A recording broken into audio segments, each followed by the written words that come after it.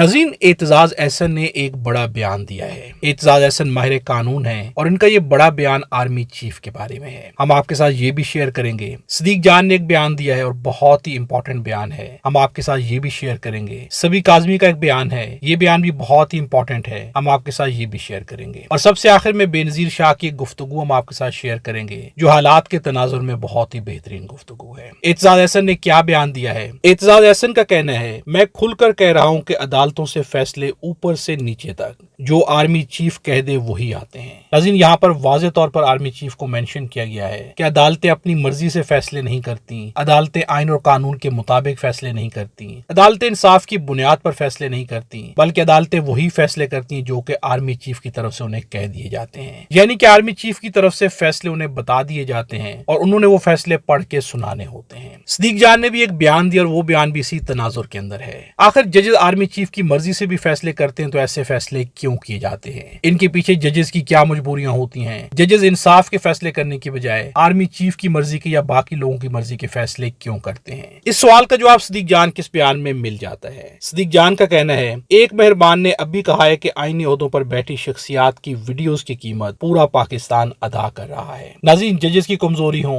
बाकी लोगों की कमजोरियां हो, वो कमजोरियां, वो वीडियोस जो कि किसी के हाथ लग जाती हैं, उनकी कीमत पूरा पाकिस्तान अदा कर रहा है। अगर किसी के पास किसी जज की वीडियो है और उसकी बुनियाद के ऊपर वो जज नाइंसाफी कर रहा है तो उन नाइंसाफियों की कीमत पूरे मुल्क को चुकाना पड़ रही है। इसी पर कहा जाता है कि करे कोई और बरे कोई, गलतियां किसी और की और सजा जो है पूरी कौम को दी जा रही है। इसी के ऊपर सबी काज़मी ने भी बयान दिया है। सबी काज़मी का कहना है कि उनके आजार बंद ढीले होने का नुकसान कौम और आइन को हो रहा है। नाज़रीन, यकीनन इंसान में कमजोरियां और खामियां होती हैं, लेकिन जजेस की खामियों और कमजोरियों का नुकसान पूरी कौम उठा रही है। सबसे आखिर में हम आपके साथ बेनजीर शाह की गुफ्तगू शेयर करते हैं और ये गुफ्तगू भी इन्हीं मौज़ूआत के ऊपर है। बहुत सी जमहूरी पसंद आवाजें हैं अभी भी हमारे मुल्क में। मैं जरा खुल के आज बात करूंगी।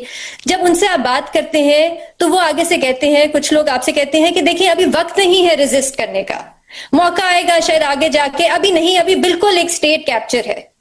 मैं उनसे सवाल पूछना चाहती हूँ अलीना कि कब आएगा वो वक्त जब आइन मुकम्मल तौर पे तब्दील कर दी जाएगी, मुकम्मल तौर पे खत्म कर दी जाएगी, उसकी शक्ल, मुल्क का ढांचा बदल दिया जाएगा, तो फिर आप आवाज उठाएंगे? क्योंकि मेरी राय में तो अलीना आज है वो वक्त जब इस किस्म के फैसले आ रहे हैं, जब आपके कुछ बहुत बहादुर जजेस हैं जो खुल के कह रहे हैं कि हम पे दबाव डाला जा रहा है, उनका हमें साथ देने की जरूरत है। जब डिजिटल स्पेस में आवाजें बंद की जा रही हैं कानून साजी से, जब इस किस्म के फैसले आ रहे हैं जो लोगों से उनके बुनियादी हकूक ले रहे हैं, ये कोई पहला फैसला तो नहीं है। मिलिट्री कोर्ट्स का फैसला देख लें, ये रिजर्व सीट का देख लें, तो आप मुझसे इस बात पे इत्तेफाक करेंगे या नहीं, लेकिन मेरी राय में अलीना हम एक पॉइंट ऑफ नो रिटर्न की तरफ जा रहे हैं। नज़ीर, आपने ये गुफ्तगू भी सुनी, एतजाज अहसन का बयान भी सुना, सदीक जान और सबी काज़मी का बयान भी सुना। इस वक्त जजेस क्या कर रहे हैं? मुल्क में अगर आइन और कानून नहीं होगा, अदालतें आजाद नहीं होगी, जजेस जो अपनी कमजोरियों की वजह से बिक जाएंगे, अपनी कमजोरियों की वजह से मनमानी के फैसले करेंगे, अपनी कमजोरियों की वजह से दूसरों ने इस्तेमाल करेंगे, तो फिर मुल्क में क्या बेहतर हो सकता है? किसी भी मुल्क में अगर आइन और कानून ना हो या इंसाफ ना हो तो उस मुल्क में जितनी भी अच्छी हुकूमत हो, जितने भी अच्छे हुक्मरान हो, वो मुल्क कभी भी आगे नहीं बढ़ सकता। क्योंकि नाइंसाफी की बुनियाद पर किए गए फैसलों से न तो कौम को फायदा हो सकता है और ना ही रियासत को फायदा हो सकता है। आप क्या समझते हैं? कमेंट्स में जरूर बताइएगा। वीडियो अच्छी लगे तो लाइक भी जरूर कीजिएगा।